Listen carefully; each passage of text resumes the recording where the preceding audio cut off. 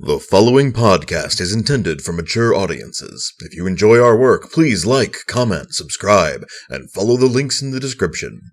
Thanks for your support, and enjoy.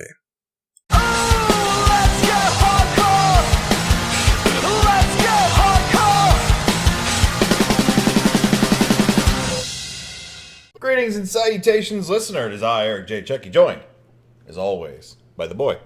Hey! This is the Two Nerds Podcast. This is the first podcast recorded on my shiny new computer. So if it sounds like shit, let us know in the comments so I can try to fix it next week. Basically, yeah, what he said. Hi, guys. We were going to talk about Iron Fist this week, and we will probably get to Iron Fist Season 2. But, there was, a lot started to happen, so we had to walk away. Yeah, so we were at a loss for a podcast this week, but listener, as has happened several times recently, you've come through for us. You suggested that we do wrestling that isn't the WWE, because we both like pro wrestling, but are very upset with the WWE and not terribly interested in their product in the first place at the moment. So, it's a little more complicated than that, and I'd like to, for the sake of hitting half an hour, provide a little more backstory. I've been struggling for a while, enjoying wrestling. I mean, you guys remember this from back when we did regular pay-per-view coverage for the WWE, back when we had the network. Even then, man, I didn't usually like the WWE pay-per-views. Like, they never focused on my favorite guys. You know, I might catch them in a tag team championship match. That's about it. So it just wasn't something I was really enthused by. I was watching old WCW shit from the 90s, and I'd love to be into the wrestling that's going on now. But, and this is the worst excuse ever, because I know the expenditure of a single HDMI cable could fix this, but I can't watch wrestling on my TV from, like, Chikara or NJPW. And further with NJPW, I can't, I don't speak Japanese. I know a handful of words from my years of anime. same. And it's not even like a tenured history of anime, so not even that many words. Nowhere near as much as I can understand Spanish, which is why I don't have a problem watching AAA when they're good. That was the problem with AAA, is they stopped being so good. It was Triple Mania. I don't know what I expected. It just didn't maintain. But I was determined. I wanted to watch some wrestling, so I was talking with one of you out there, listener, you gorgeous menches, you, I'm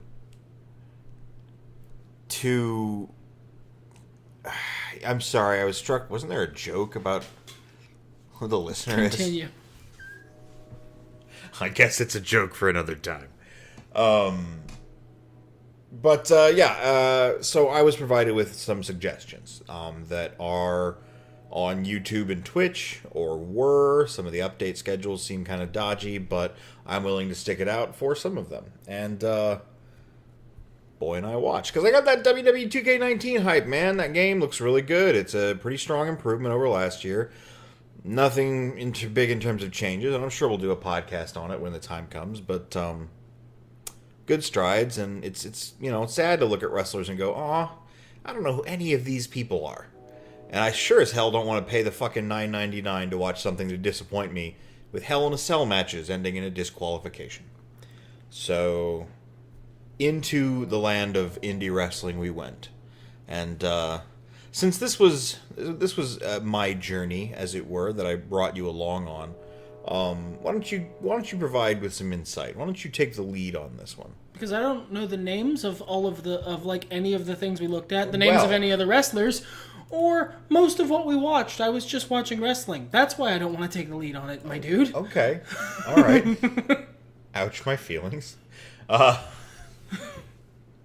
to give a man airtime and he just takes. We started out with Championship Wrestling from Hollywood. Sure. It was their historic broadcast from China. Otherwise known as fucking Boring Town. This was not a good show. It wasn't. I do want to sort of, like I mentioned earlier, I don't know any of these things. I'm not really a big indie wrestling guy. So I'm just watching the wrestling and trying to absorb the show as it comes to me. So if it's, is it this or that, or you're not giving it a fair shot, I am giving it the exact same fair shot I would give any other wrestling show. Yeah, I mean, like, I've got a problem where I don't give stuff enough time to marinate before I go in, but I don't think wrestling's really like that so much. No. In general. But this was... I've seen worse. I've eagerly watched worse. But I don't know. Like, there were some impressive acts here. We had... it was a pretty short card. It was only an hour-long show. Watts and Chamberlain versus Reno Scum for the Tag Team Championships. Quick side note, the listener is Raphael Bob Waxberg. That was the joke. That was the joke, because the man lives in my head.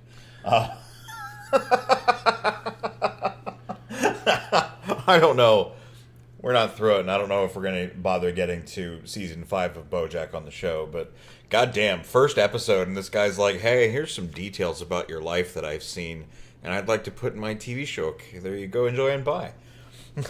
Specific shit, not just like hashtag relatable, but like... Hashtag... relatable for this one guy. Hashtag Rockwell-latable. Oh, now I'm thinking of that music video, and I'm just happy. I'm happier than I was watching Watson Chamberlain versus Reno Scum. I like Reno Scum. They got a good look. They got good moves. They got a good finisher. They have a look. It's a decent look. For the indies, it's pretty good. For, like, the lower indies? You don't see Mutton Chop's goatee a lot. Well, and I think, as you said at the time, for good reason. Sure. And that guy has an okay look. The other guy was really boring. Yeah, but, like, he did some good shit in the ring. Yeah. And he had good tattoos and good gear, though. That's true. Yeah, so, Watts had a good look with his afro and his Darth Vader singlet, but, he was bad at wrestling. Yeah, just not very good. Chamberlain was forgettable. I can prove it. I have forgotten him. I don't remember anything about what he looked like or how he wrestled. I did like Reno Scum, though. I thought they had a really good finisher. With Do Not Resuscitate, was that it? That's the name. That was cool.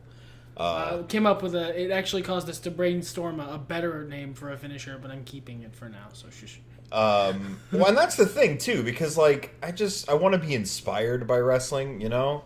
I want to make creator wrestlers. I want to be excited for 2K, man. And this has been my life for so long, and, like, there's been parts where I've faded out of what was going on with WWE, but it has not been as hard as this last one, where I like, usually it's, I've stopped watching Raw, not I've had to discontinue my subscription and just get the fuck out of this thing. Our next match we skipped past. We watched about a third of it. Yeah, it was not a very long match anyway, but It's Barbie Hayden versus Heather Monroe. I don't remember which of them is which. The regular blonde that was a little bit thicker is Barbie Hayden. Okay. The more platinum blonde, the sort of silver-haired Pointy one face. is Heather Monroe. Yes, with the lipstick all over it. And which one was Salt Bay? That was Heather Monroe. Okay. Killer Bay is what the nickname was. Yeah, it's a bad nickname.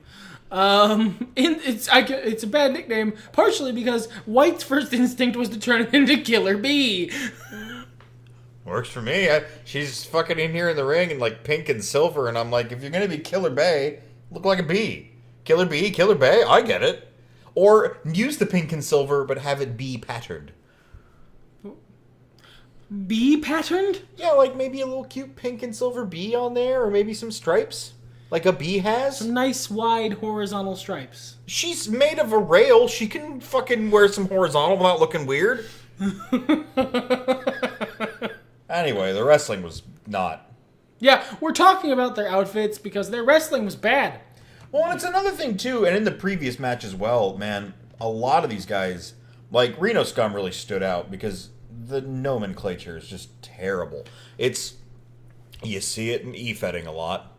It's a lot of people who love wrestling, but maybe shouldn't be wrestling or making creative ideas about wrestling. They get stuff that's almost right and then is just about wrong. Just names that are forgettable as hell. Like, I've already forgotten the names of both of these. Heather Monroe and Barbie something. Yeah, we said it like 4 seconds ago. And I only remember Heather Monroe because Heather is her first name, and like that name sticks in your head. That's Heather. Last names are more easily forgettable. Except that I keep remembering Monroe because it's got a syllabic scheme, like similar to Betty Monroe, who is the girl who has a wedding at the beginning of the Rocky Horror Picture Show, and there's a line about it in the opening song. And I've heard that song roughly 10,000 times in my life. I know all those lyrics, so Betty Monroe, Heather Monroe, that's how memes happen. But that's just my meme. That's not a meme for you. Nobody post in the comments about fucking the lyrics to the Rocky Horror Picture Show fucking song with Heather Monroe instead of Betty Monroe and otherwise entirely the same. Don't. This is my meme and you can't take it from me. I don't remember who we're talking about. Wrestlers, I think. That's how forgettable these wrestlers were. I think it's the biggest problem here. You know what I remember from this show? I remember the that. Look at him slouching right there.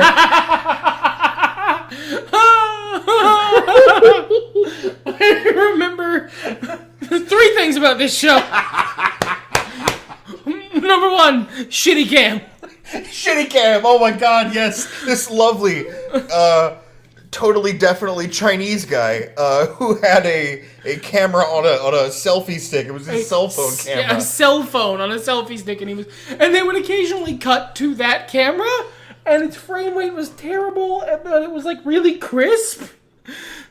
So it would occasionally just, and we're cut to shitty cam. All right, here we go.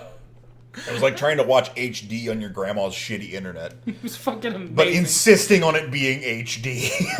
Fucking shitty cam. Shitty cam, you were the most consistently entertaining part of this program. I remember Reno Scum and their finisher. I remembered Reno Scum as a people. I don't remember their name. I remember that they loved the Chinese police. That was our own meme.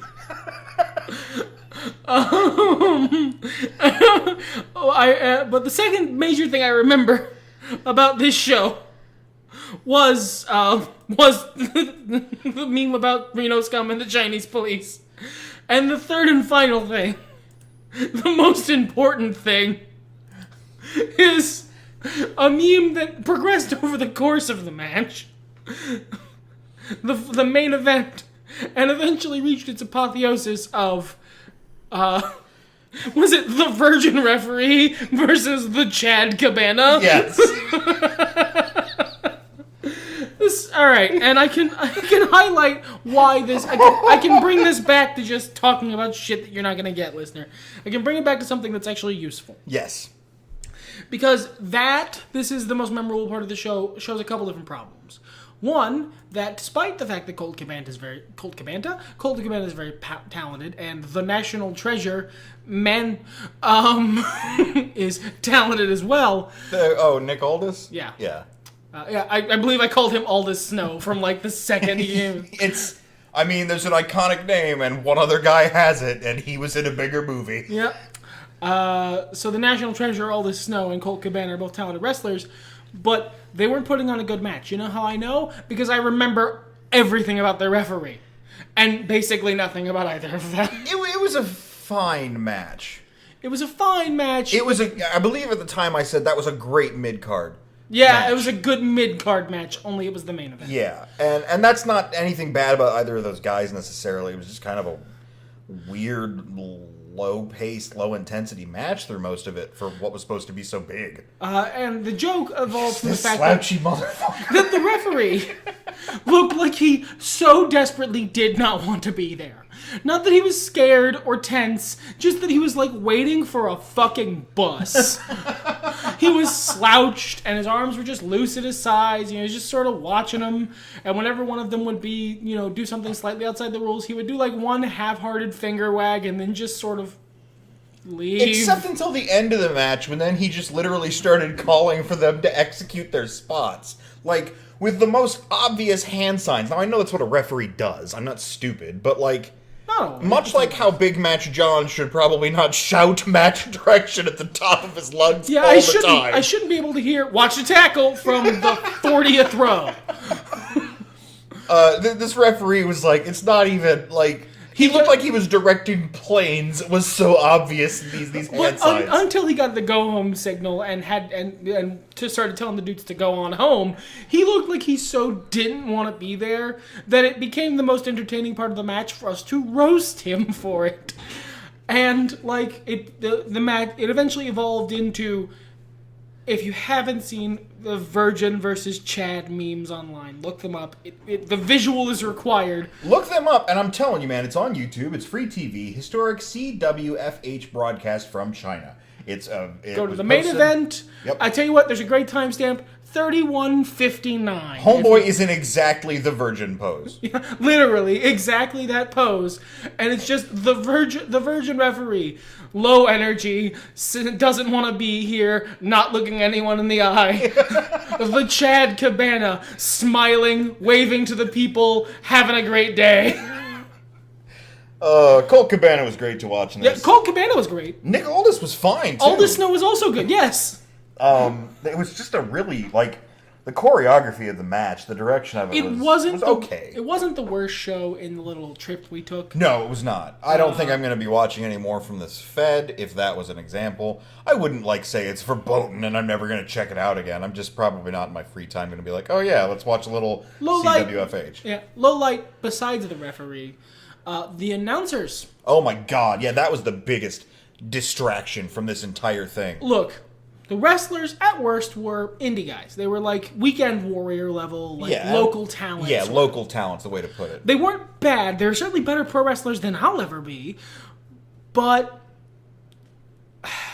the announcers were actually fucking god-awful. I would do better than you at this. And I am terrible. So you should be ashamed. And I'm talking, just to give you guys an example here of what was so frustrating about it was there would be these miscommunications or misspeaking about something, like okay, he gets him in an arm submission, and the guy would say, oh, he's got him in a wrist lock. I mean a hammer lock. I'm so sorry, it's a hammer lock. A wrist lock is a different move. And it's like, fucker, we moved on from the hammer lock. And, like, he sucked all the energy out of the room every time he did it, and it was I think it was more than one of them. They would say something that was very slightly wrong, but, like... Now, don't get me wrong, Michael Cole saying something wrong and then moving on is funny. It's a funny meme. Well, but it's worse to just immediately backtrack like an absolute coward. And it's not even like, I mean, correct yourself. You know, if you're like, okay, he's got him in the wrist lock. I'm sorry, that's a hammer lock. And they're going to fight now. And move on. Roll through. And then there were times when they would say stuff that was really fucking incorrect and wouldn't correct themselves. And it became really apparent that they didn't know they'd said anything wrong. Like, the highlight of that, the biggest was, all right, he has him in a half-full Nelson. All right, he's moved on to a full Nelson. What the fuck? How did that come out of your mouth? Absolute dart was also one of my favorite. He's coming at him like an absolute dart. These men are not British. That almost makes sense if they were, but still doesn't. You also said it wrong. It wasn't absolute dart, it was absolute dart. Oh, yeah. Yeah, not like absolute unit, but like Homeboy was searching for a synonym for very much like a dart, you know, an actual dart, a literal dart. No, absolute dart. For me, full Nelson. Full Nelson was worse. How do you get to full Nelson? How does that come out of your mouth and there isn't a pause and then a wait? How do you keep saying it? How do you keep he going said with like the 3 bit? times. Like, maybe that's a big thing to announce the portions of a full Nelson. No, it's not, because the other one's called a half Nelson. It sure is. It's. I have the notes of how this match is supposed to go in front of me, and I know it's going to be a full Nelson, and we're halfway there, so it's a half full Nelson. And or I'm just an optimist. It's a half empty Nelson now. It was a half empty Nelson to begin with. All props to Colt Cabana. Good luck to you in your endeavors against the Devil CM Punk. And Nick Aldis put on a good show as well. And again, Reno Scum. Fine gentleman. Fine match. Rest of y'all, bad day at the office. Yeah. Next. So we weren't very hopeful going into our next endeavor. Yeah, it was Progress Wrestling, Chase the Sun. Now when was this from? You said this was from a while ago. Yes, it was. It was from 2017, September 2017. So it was from like last year. Yeah, chapter 55. So it was, we watched the whole show. Yes. And we were not looking forward to it. Well, and it's also British wrestling, and neither of us are huge fans of UK wrestling. Because I've been exposed to specifically WCPW. Same. Which is the crowds are even louder and more memey, that is to say, of or pertaining to memes, than you find in most British wrestling things. Because they are from the And the other British wrestling I've watched was a portion of, before I got bored, the WWE UK tournament, which was a lot of similar-looking men in small black tights doing very little catch holds to each other. I think a big part of that is that the energy from UK wrestling, because you got the two extremes. You got UK style wrestling without the crowd energy that makes it entertaining from the WWE. And then you got UK-style wrestling with way too much of the crowd energy. Even though that was a UK crowd, they were more subdued. I really wanted something in the middle, and honestly, in terms of crowd energy, this gave me that something in the middle I was looking for. Yeah, and I remember so much more about this show. It was more memorable. It was better put together. The master ceremonies, the MC, as it were, he did a great job. I don't think I heard his name. Or if I did, it was in an accent that is literally... I'm good at British accents, and it was so thick that I had to take a full minute of him talking to deconstruct it, to be able to understand it. Yeah, well, the audio quality wasn't super great either, but, I mean, what are you going to do? But I liked his energy as a ring announcer. Once I caught on to his accent and I could understand him reliably. His very relaxed, but everyone, let's have a good time. Yeah. It wasn't that cool. That was cool. Let's move on. Yeah. Sort of flair. The first match was excellent. Yeah, it was honestly. a tag team ladder match for the tag team championship. With wee little ladders and this is, again, I want to highlight this right up front. The announce team was good as shit. The announce team is killer in Progress. And I'm sure some of you guys listening, I already know this shit.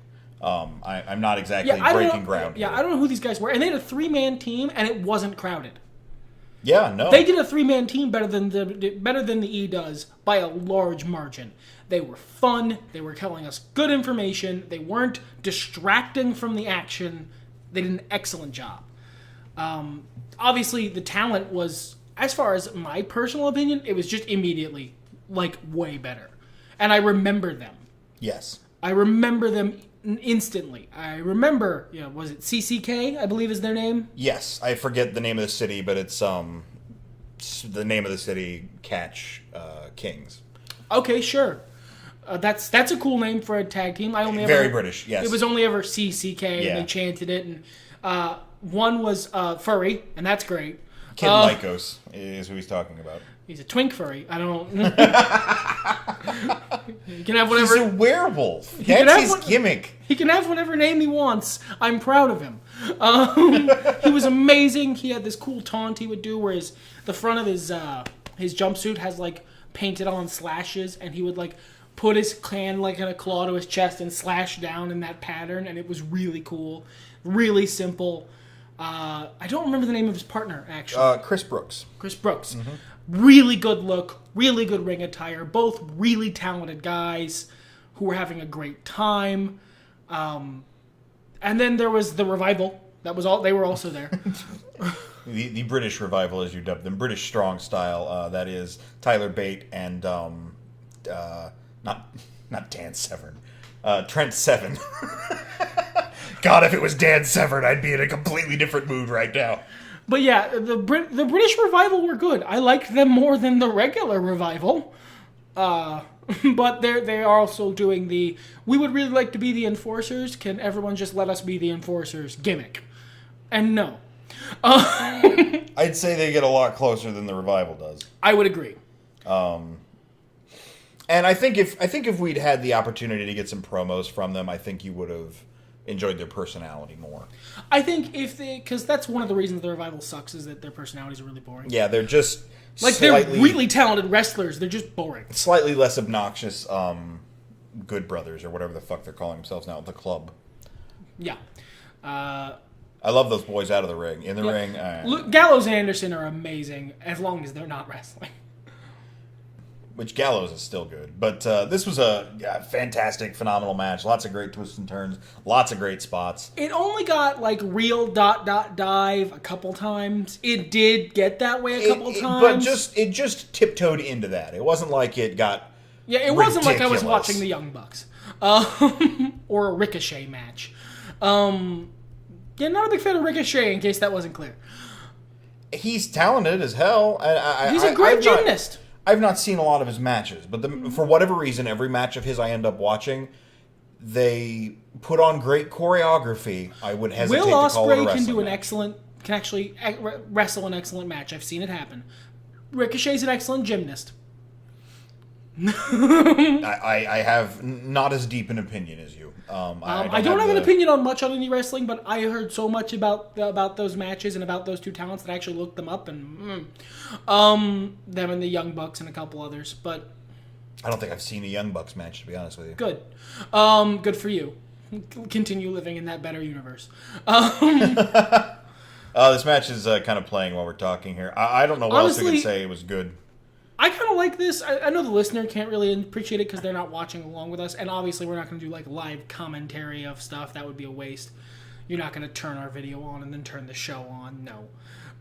But I kind of like being able to reference this because it lets me highlight spots and stuff as they happen. Yeah, there was good shit going on in there. Second match of the night was some fun stuff. It was a women's match that immediately was better than the previous women's match we watched. Yeah, it was a women's match that was actually high-quality wrestling as opposed to the first Fed, which was not. It was Dahlia Black and, I can almost... something Storm. Tony Storm, maybe? Both of them have great looks, by the way. Fantastic, gear, entrances. Dahlia Black has just, an excellent outfit. Yeah. It is really thematically tied together. Tony Storm has a cool outfit also. It's just not as... It doesn't fit a gimmick together quite as well. It's pretty much standard female wrestler attire in the modern era. Yeah. There's nothing wrong with that. It looks great. But it's nothing to write home about. I really wanted to highlight Dahlia Black's shirt. Had a parental advisory sticker that was for, I guess, her team with someone called South Pacific Power Couple, which is great because she's a Kiwi. If memory serves, the finish got a little... Because it was, really, really over the top, but... That's a good way to finish a match. The psychology during it was really sound. And most importantly, both of these wrestlers had personalities that were really discernible without me having to know promos. All of them. This entire card. I mean, there was one little thing to hype. Well, there were a couple of wrestlers that we already knew about, but there was a thing to hype the main event, but there were no promos for this. Same as the last show, there were no promos. Yeah, exactly. But we got who these people were. Really? That. Yeah, they got it across. I think there was a promo in this show for the death match. Yeah, for the main event. Yeah. There was but it was in contrast to the last show, it was I immediately knew what was going on. And that's actually one of the reasons that I don't watch New Japan or all the various other promotions, AAA, blah blah blah, because I don't know what the hell's going on. I know wrestling is happening, but I can't understand the announcers. The culture is very different, and I don't have any ways in to understand the story. Because at the end of the day, pro wrestling is great, but two dudes or two ladies in a ring fighting for no reason isn't going to keep me watching. Right. I mean, it might be a nice spectacle, but it's not necessarily, a serial you want to invest in. That's been my problem a lot getting into other wrestling promotions, is that the characters, while they're in the ring, are bland enough, or the promos out of the ring are stupid enough that I have a hard time caring or understanding what the story is, or getting real into it. And Progress, man, did an amazing job. Every single one of these wrestlers right out the gate. Now... Holy shit, there was more to this card that wasn't on this video we watched. Oh, that's what we get for watching free TV, I guess. Yeah. We watched up through the death match. There was apparently, title matches and shit after that. Oh, wow, what the hell? Yeah, there was. Wow, yeah, it just didn't play on the Xbox. You want to watch this after we're done? Yeah, I kind of do. Maybe I can find more cultures to insult. Okay, so moving on, because I'm sure we're eating up a ton of time right now. Yeah, we're already over typical limit. Maybe I can edit that part where I embarrassed myself out. If you don't know what I'm talking about, then I actually did the thing I never do. Anyway, the next match on this half a card that Which we watched... was fucking a surprise. Actually, you know what? No, this is a really good thing. We watched half this card and walked away happy. That was a good show. Yeah, we thought this was the main... Well, not this was the main event. Where's the show going to go from here? Right? Jeez. But it was Zack Sabre Jr. had an open challenge. Which is great because I get to watch a Zack Sabre Jr. match where he's not in the WWE and thus half his moveset isn't used. And lo and behold, who should pop out to answer the call but Marty fucking Skrull? This Progress Wrestling was fucking flirting with me. One of my actually favorite indie wrestlers in terms of pure talent, Zack Sabre Jr. I actually really fucking like him. And one of the best personalities in pro wrestling. And no qualifiers. Marty Skrull is fucking amazing. Well, and it's what a phenomenal happenstance, because this is both after he got big and before he left for a long time, because Progress is basically where he grew up. Yeah, and apparently this was a big rubber match that was 5 years in the making. Yeah. Just his last match before he left. And we just happened to be watching this. Yeah, because we just picked a show at random. The most recent one, I believe, was that had any length to it, was what I went into. Well, that makes sense, because we walked away saying, man, that didn't feel like 3 hours. Because it wasn't. But this was great. I mean, it was both guys doing what they do best. The psychology was so on point. Zack Sabre Jr. and Marty Skrull really worked with each other so fucking well. And I'm sure better journalists have said better shit about this match and phrased it better. But yeah, I mean, at this point, these guys are so good, I'm not fully qualified to talk about their wrestling. You wanna hear about their wrestling? Go listen to Meltz or something. It was really good. Don't listen to Dave Meltz. Don't listen to Dave Meltz. Yeah. So then what we thought was the main event. Fucking, I'm stunned by this, but because the thing just turned off. I guess the Xbox messed up or something. It got to a little commercial thing, and I believe when I loaded the video, it was okay, that's the end. Yeah, it was. It stopped. But we got fucking Mark Stevens versus fucking. Hold on, I have to look this up. Jimmy Havoc, because my brain just goes Havoc, and I don't remember his first name. I take all blame for that. But they're great. I didn't know anything about Jimmy Havoc before this. I'd never even heard of him. I had an education into him about 5 minutes before the match started. I happened to be talking to one of the listener who was telling me about him, and lo and behold, this match was on the card. And it was just... He's great. Spoilers, he's in another show that we watched later. And he was great in that too, because that one's from later on, because that's from 2018. Yeah, it was a similar match, but it was, this was from recently. He's apparently, they were both death matches. This was great. He's, I guess, a death match specialist sort of wrestler. Yeah, it's basically his thing. And they had a little video package that was really well done, that told the story of why these two were fighting really, really well. And it was your standard, hashtag former best friends turn on each other, bad blood, blah, blah, blah. But the match was just top tier garbage wrestling. Yeah, it was innovative, and it was grungy, and it was fun. I mean, it's a Jimmy Havoc match, from what I gather. It's what you can expect from that, but it was super entertaining. I mean, it was garbage wrestling. Yeah, yeah. I say that with every piece of affection. There was good wrestling in it too, though. It wasn't just garbage wrestling. Yeah, there was actual technically sound stuff, but the main event was the garbage. So then we watched a match from Impact Wrestling, because I've heard Impact is better now. It certainly has a very different roster. They have Sin Cara Lights now. Yes, that's interesting. And we couldn't find a whole show, but I saw a match of Sami Callihan versus Jimmy Havoc, and we were like, okay, we like Jimmy Havoc. I know who Sami Callihan is. Sally Camahan. I like Sally Camahan. I know who Sami Callihan is. I know who Jimmy Havoc is now. I really like him. He has a great look. His entrance attire is really cool. His Turbo Hitler haircut actually works for him. It's just a lazy hawk. You gotta sweep it back, man. You gotta sweep it back or grow the tiny mustache and commit. One of the two. Do not grow the tiny mustache. If you're a heel, maybe. No! Too far! But... Let's go step away from this joke. The fucking Impact match was very similar. The quality of the show was not quite as good as Progress. I would say the Progress, even that specific match, the Progress death match was better. Yeah, I agree. But it was fun. Yeah, it was good. And I hope I can find a full Impact broadcast in the future. I want to see how their stories work now. I think that's very important. That's true.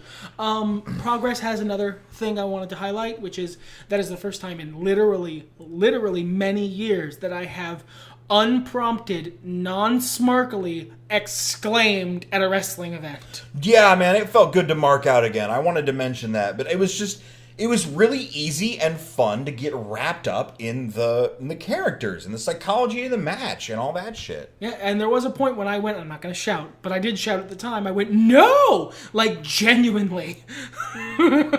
Yeah, Progress was, spoiler alert, a hard winner here. We started to watch a CZW Dojo Wars episode.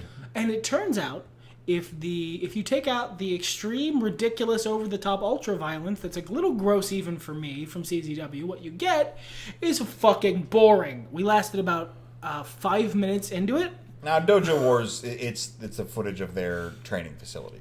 So this is basically the same thing as your local talent. Like, not even in the step-up way that that Championship Wrestling from Hollywood was. But my local talent has like Celeste Taylor and Izzy Lambert. They were way better. Celeste Taylor is really talented. I'm not going to argue with that. But I mean, we got a little ways in the opening match, but just the vibe, the few number of people there, the fact that I can hear specifically, distinctly, what every member of the audience is saying, regardless of what they're talking about. I literally heard them talk. I literally heard a conversation about not this. They were like talking about something that was going to happen after this show. I think they were getting dinner. It's like, if that's your thing, cool. I'd rather be live at an event like this to appreciate it. Yeah, this is the room was so small that you have to be in it to get the energy. But then for funsies, we watched some Chikara. That was I thought that was enjoyable, but I'm kind of a Chikara mark, so that's not hard for me to say. What did you think of it? I think it was happier than I'm used to wrestling being. Yeah, just sort of fun. Just fundamentally having a better time. I appreciate some of the way that Quack like really goes hard about protecting kayfabe, because it allows for certain things to be not my problem anymore. Yeah, as a smark, whatever the terminology is accurate. As someone who is relatively smartened up, as it were. Yeah, it's sometimes you get sucked into, they missed that move, or that didn't get fully flush, or whatever. But when Quack is there to go, this failed for this reason. Yeah, he's an excellent announcer. He doesn't have style. He doesn't have Joey Styles' energy, so I don't know if he's as good as Joey, but he's an excellent solo act. Yeah, he is very good. Quack is a fucking total package. Say what you will about the guy, he's good in the business. And the wrestlers do a really good job, too, because we watched 3 matches. Cyberhawks, Techno Union versus the Ancient Order of the Nations. That was from King of Trios 2018. Proletariat Boar of Moldova versus Rick Rowland. That was kind of a snooze. Proletariat Boar was cool, but, It was kind of a snooze. It was from at some point in 2018. And then we watched We actually watched a promo, one of Solo Darling's promos from... Make Armor Out of Pain. Yeah. That was pretty decent. I liked her old stuff better, but it was transitional, so... And then Solo Darling versus Ophidian the Cobra. Yeah, from earlier this year, which I'd been looking forward to watching for a while, and, Solo Darling versus Ophidian the Cobra was a fucking excellent wrestling match. Yeah, it was great submissions. I miss both of their more high-energy, high-flying move sets, but Solo became Swolo, and Ophidian got oldered and have wrestling injury, so, let these things happen. And he was still really, really good. He's really good, and one of the reasons I brought up that thing about Quack earlier was he teaches people how to sell wrestling moves, and he teaches consistent match psychology. Because early on in the match, Solo's arm, Ophidian took out Solo's arm, it became, it injured her. And then Ophidian fucked his own knee up, missing a move. And they kept those incredibly consistent throughout the rest of the match. They built the match around stuff like that. Yeah, it was just really great psychology. It's just the shit you don't see from the E when I watch them anymore. Well, and it's the shit that gets Chikara guys over so hard in the E, other than, they've got an indie precedent, is that they shine because their work is really good. It's really consistent, and that's not to say that guys from Ring of Honor or whatever are bad or something, or Progress or what have you. I noticed Chikara because I've been a casual Chikara fan for a long time, so I notice who comes from there more than I would anywhere the fuck else.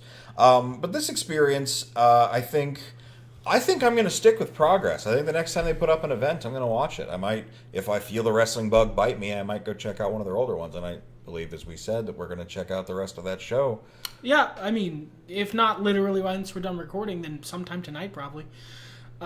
This has been really fun. I got to watch pro wrestling and I didn't have to be fucking mad about something. Yeah, let's not be mad about pro wrestling anymore, guys. The audience wasn't, in none of these shows was the audience actively shitting on what was happening in front of them. No, and that's the thing I love about British crowds is they're loud and they're interactive and they want to be in there, and they all know wrestling is what wrestling is.